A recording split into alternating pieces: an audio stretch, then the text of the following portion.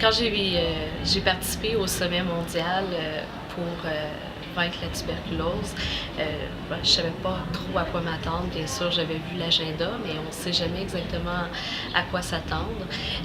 Comme je suis infirmière de formation, je trouvais ça important de participer, de comprendre ce qui est en train de se passer avec la tuberculose. Et ce qu'on voit, ce qu'on a entendu beaucoup parler, c'est vraiment la multiplication de la tuberculose qui est multirésistante aux drogues et même extrêmement résistante aux médicaments qu'on a actuellement sur le marché. Je pense que c'est particulièrement inquiétant. Déjà, en Amérique du Nord, on se bat contre des bactéries résistantes aux antibiotiques et c'est déjà un fléau dans nos hôpitaux.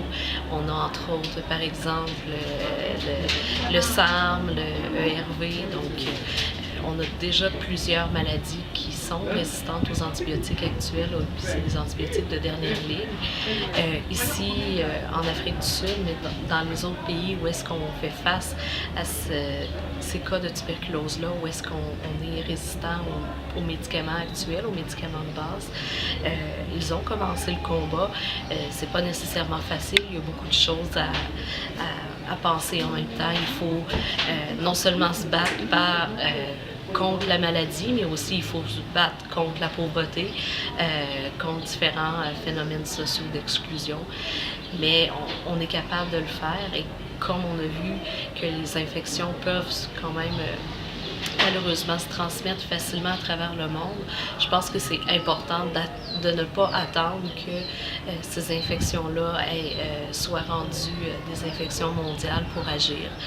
Je pense qu'on est capable d'agir maintenant, d'aider les pays qui font face à ces cas-là et de se battre. Il y a quelques cas de tuberculose au Canada à chaque année, vraiment pas beaucoup comparé à ce qu'on peut avoir, mais il ne faut pas oublier qu'à l'échelle mondiale, c'est 1,5 million de morts à chaque année, des gens qui auraient pu être traités. On connaît les traitements.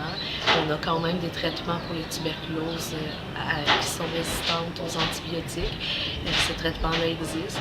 Donc on peut agir, mais ça prend de la volonté. Donc j'encourage mes collègues politiciens, mais aussi tous les professionnels de la santé au Canada à se mobiliser et à dire que oui, on peut mettre fin à la tuberculose. Et comme ça, bébé Daphné, peut-être qu'en 2030, va être capable de dire qu'on a mis fin à la tuberculose.